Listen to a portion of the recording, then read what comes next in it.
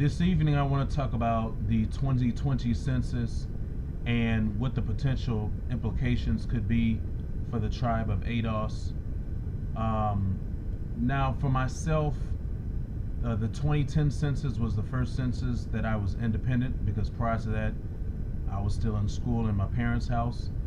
And to be honest, I can't recall if I even sent one in. I remember the workers coming around. I received one in the mail, but I know I didn't fill one out with the workers, but I can't even recall if I submitted one in myself. Now, I heard that potentially it's a fine technically if you don't fill one out, and definitely lying on one or misrepresenting information could be a fine or a penalty. So at the end of the day, everyone needs to do what they feel is best. I can't really tell you what to do, but I'm not someone who really has faith in this system and this process. That's a decision everyone has to make on their own, but at least I want to give some information or an overview over what's going to be going on, the changes, what probably will be new for 2020, and what the possible implications could be. So if you see here on the ethnicity or nationality category, there's probably going to be these changes or updates where you're going to see the main categories that you've typically seen. Now, I do want to highlight, I've mentioned this in some comments touching on these subjects, that you see here in the so-called white category. Now, these right here aren't really that much of an issue, but you see Lebanese, Egyptian. Now, if you've ever looked at any immigration paperwork for the United States, people coming in as far as entry into the country, you will see that immigrants can classify as so-called whites who come from Hispanic or Latin American countries, North Africa, the Middle East, and even Asia. But here they put Lebanese, which technically you could say Asia, or I mean you could say Africa as well, depending on how you want to look at it, or Afro-Asiatic, and Egypt is definitely Africa. So you see, now it's not quite the same how they list it on immigration paperwork, but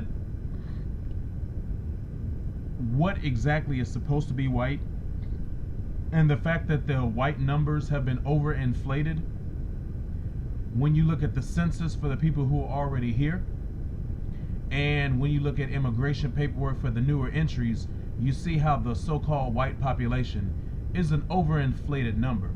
So one of the possibilities when they talk about the declining white population, maybe all of that isn't necessarily birth rates and suicides or deaths or an aging population, opioid epidemic, things like that.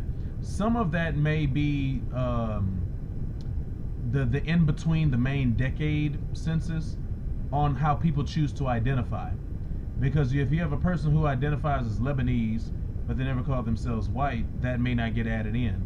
If you have people who start to or only identify themselves as Egyptian compared to what it would have been in the past, that never may be entered in. So this is one thing interesting.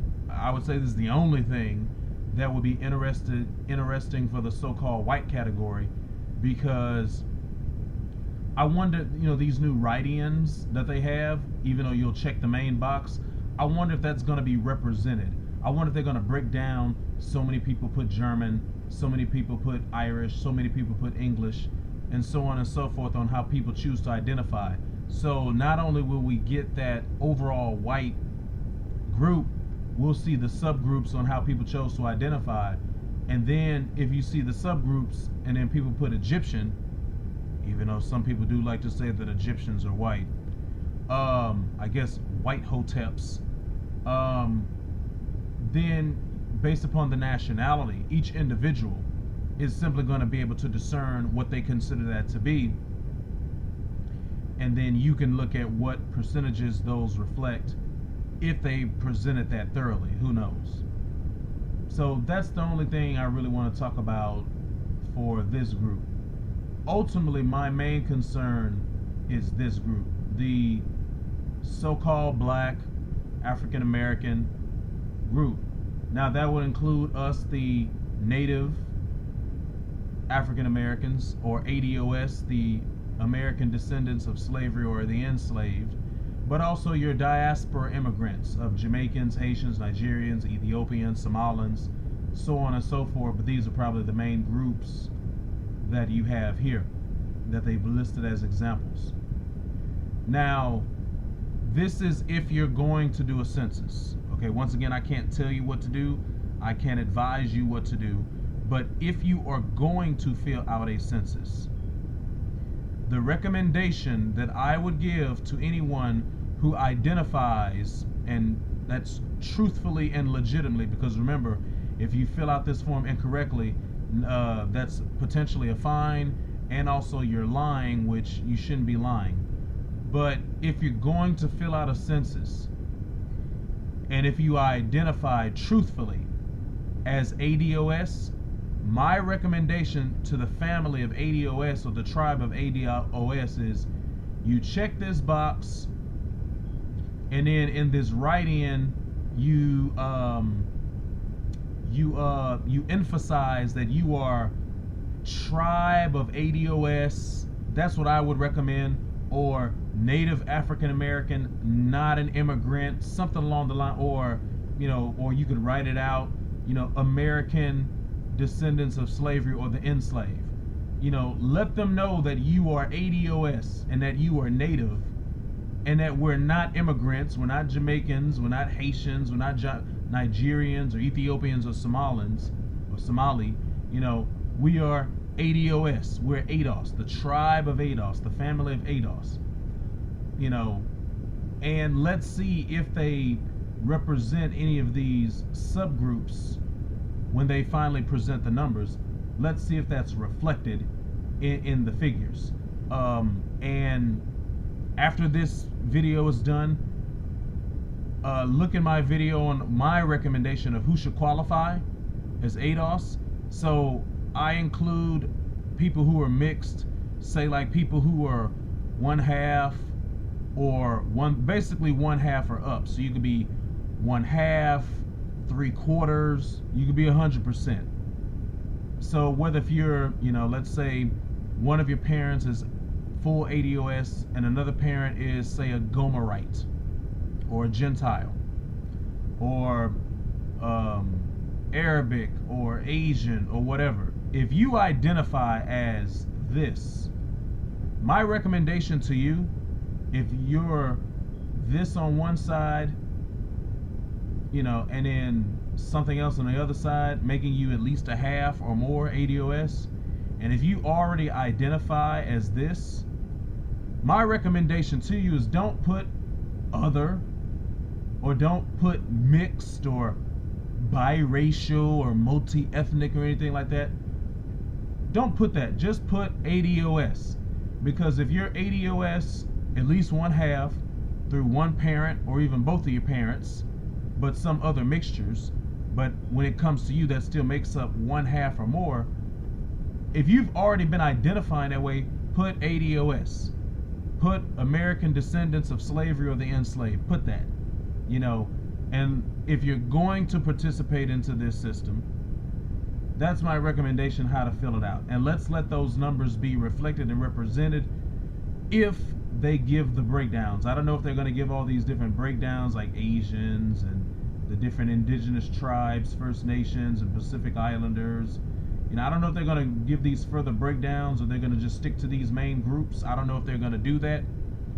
But put it anyway, my recommendation. And if they give the breakdowns, then we can see what's reflected based on how people choose to identify. And if they don't give the breakdowns, well, then they just don't. Now, myself personally, I don't have any confidence in the system.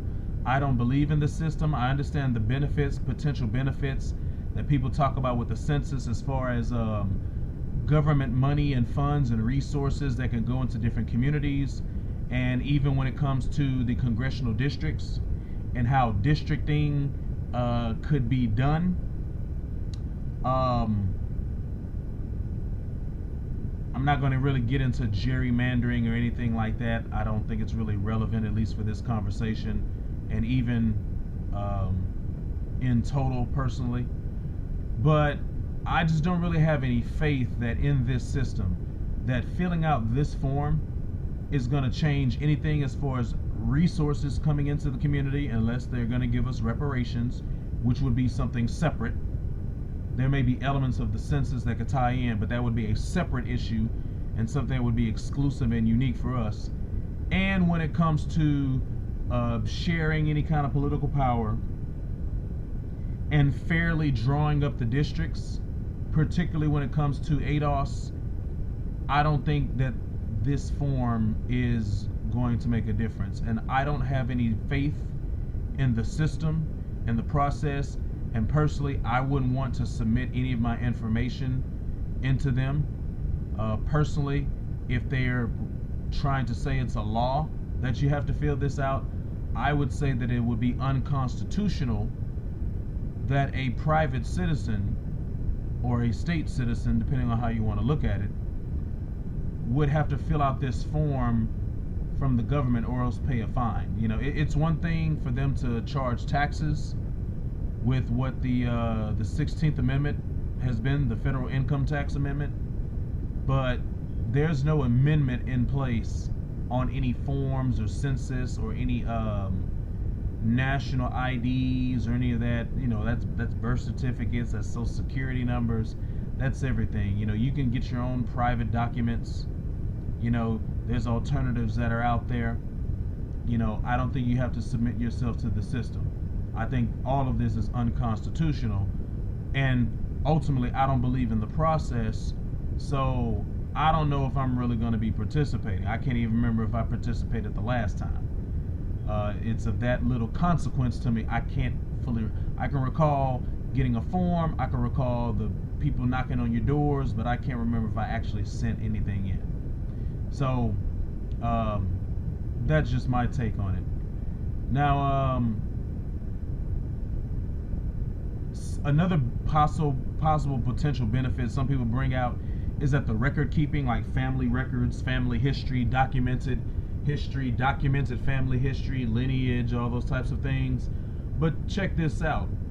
Once a census is conducted, the information isn't made public until 72 years later in the future.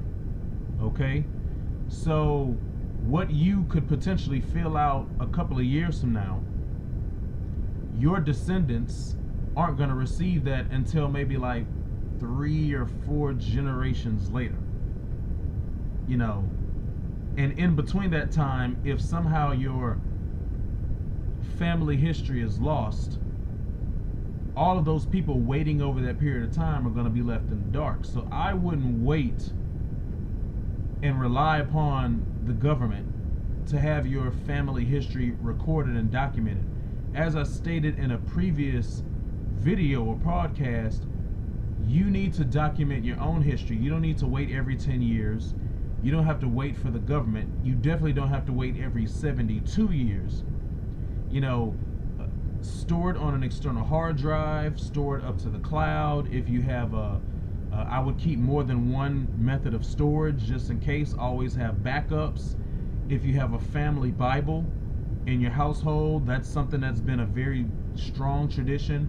Record dates as far as births, record deaths, record marriages, you know, record all of those things. Keep your family history, keep your personal and documented family history record personally and privatized, not submitting it to the public, to the government, and that way you'll have your family history. So the issues that we've had in the past, especially what happened to us with enslavement, those records weren't already kept.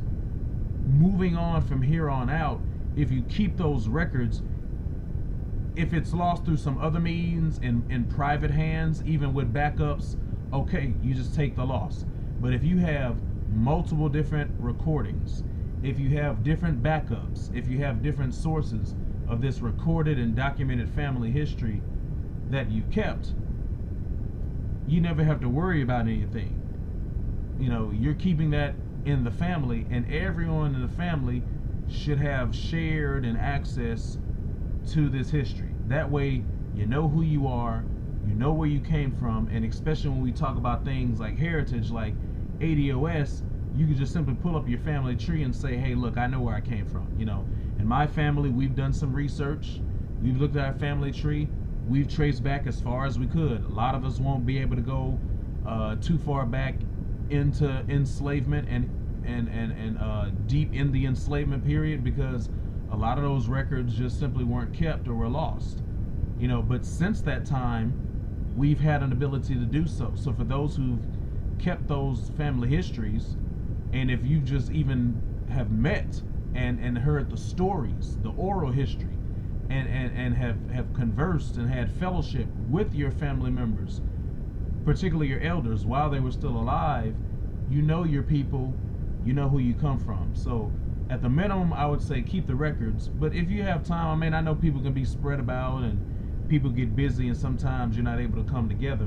But if there's time to come together, to have fellowship within the family, to share those family traditions, family secrets, family history, oral history, to pass things down and give an account from the older to the younger, those things need to be passed down, so the young people will not only know just simply as a piece of data who their ancestors were. They actually had a relationship with their ancestors. They had a physical and an emotional and maybe even a spiritual living connection with their families, with their elders, and with their ancestors.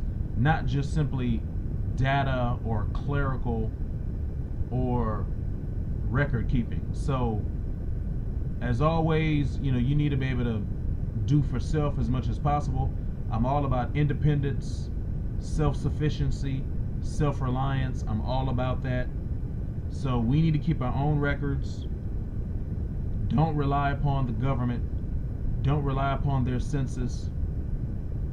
Don't rely upon the fact that if they do have any transparency down the road, don't rely upon any of that. You need to keep this all to yourself, okay?